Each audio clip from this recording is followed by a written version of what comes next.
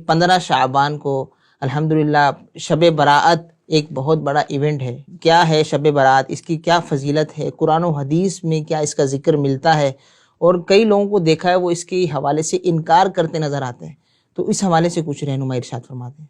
شب براءت یعنی چھٹکارے کی رات، جس کو عربی زبان میں لیلۃ البراءہ بھی کہا جاتا ہے، 15 شعبان المعظم کی یہ رات ہے.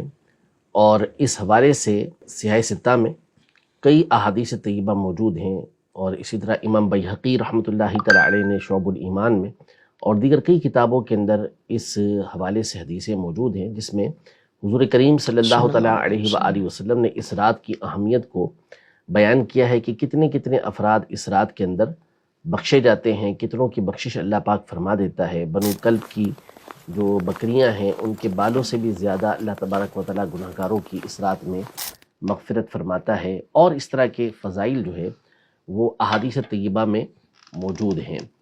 یوں ہی قرآن مجید فرقان حمید میں سورۃ الدخان کی جو آیت ہے، انا انزلناہ فی لیلۃ مبارکۃ انا کنا منذرین فیہا یفرق کل امر حکیم، اس آیت مبارکہ میں کہ اس قرآن کو ہم نے مبارک رات کے اندر نازل کیا اور ہم ہی ڈر سنانے والے ہیں، اور اس رات کے اندر ہر کام جو ہے وہ تقسیم کیا جاتا ہے. بعض مفسرین کی اس میں رائے ہے، دو طرح کے اقوال ہیں. ایک مشہور قول تو یہ ہے کہ اس سے مراد یہ شب قدر ہے، لیلۃ القدر، اور بعض کے مطابق جو ہے یہ شب براءت ہے. تو یوں بھی جو اسلاف ہیں، تابعین ہیں اور صحابہ کرام علیہم رضوان ہیں، ان کے نزدیک اس رات کی اہمیت ہمیں معلوم ہوتی ہے کہ خاص قرآن کی اس آیت میں اس کا تذکرہ یہ کر رہے ہیں. تو یہ رات ایسی ہے اور اس کی فضیلت کے بارے میں اتنی احادیث طیبہ ہیں کہ وہ لوگ کہ جو عمومی طور پر ان فضائل والی حدیثوں کے انکار کرنے والے ہیں، منکر ہیں، اس کے باوجود ان کی ایک بڑی تعداد اس بات کو تسلیم کرنے پر مجبور ہوئی کہ کوئی نہ کوئی اصل ان احادیث طیبہ کی یہ موجود ہے. تو اس کا مطلب یہ ہوا کہ یہ رات جو ہے وہ ہمیشہ سے معتمد رہی، متبرک رہی، برکت والی رہی. اس رات میں عبادت کا سلسلہ یہ مسلمانوں میں ہمیشہ سے رائج رہا ہے. امام ابن رجب حنبلی رحمۃ اللہ تعالی علیہ نے لطائف المعارف میں تابعین کا عمل ذکر کیا. ابو قلابہ اور خالد بن معدان رضی اللہ تعالی عنہما جو اجلہ تابعین میں سے ہیں، ان حضرات کے عمل کو ذکر کیا کہ یہ لوگ لیلۃ البرات کے اندر جو ہے وہ خاص طور پہ جمع ہوتے اور مسجدوں کے اندر پوری رات عبادت کا اہتمام کیا کرتے تھے. پھر علماء اسلام کی ایک پوری لسٹ ہے جنہوں نے خاص اس موضوع کے اوپر کتابیں تحریر کر فرمائی ہیں کہ اس رات کی اہمیت یہ کیا ہے. اب اس کا انکار کرنا، تو انکار کرنے سے کیا مراد ہے؟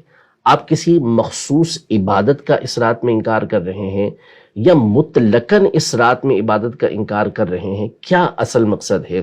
تو عبادت تو کسی رات بھی کی جا سکتی ہے، وہ تو اللہ پاک نے اجازت دی ہوئی ہے کہ جب بندہ چاہے عبادت کرے. ہاں اگر اس کے پیچھے اس کا کوئی غلط کانسیپٹ ہے وہ ایک الگ بات ہے، اس غلط کانسیپٹ کو ختم کیا جائے گا، اس کو صحیح بات بتائی جائے گی.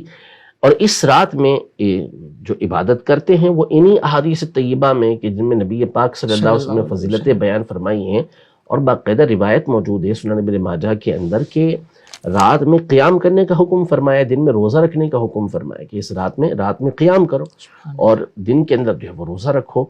تو اسی بنیاد پر مسلمان اس کا اہتمام کر رہے ہوتے ہیں. خود نبی پاک صلی اللہ علیہ وسلم کی صحیح حدیث پاک موجود ہے کہ آپ شعبان کے اندر بکثرت روزے رکھا کرتے تھے.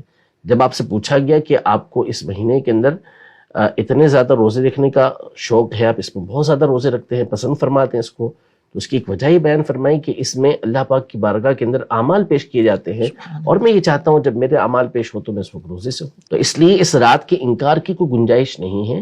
اس رات میں عبادت کی جاتی ہے، اللہ کو راضی کرنے کی کوشش کی جاتی ہے، اور یہ ویسے بھی اجازت ہے، اور اس رات کی اہمیت کی وجہ سے اور زیادہ اس کی فضیلت بن جاتی ہے.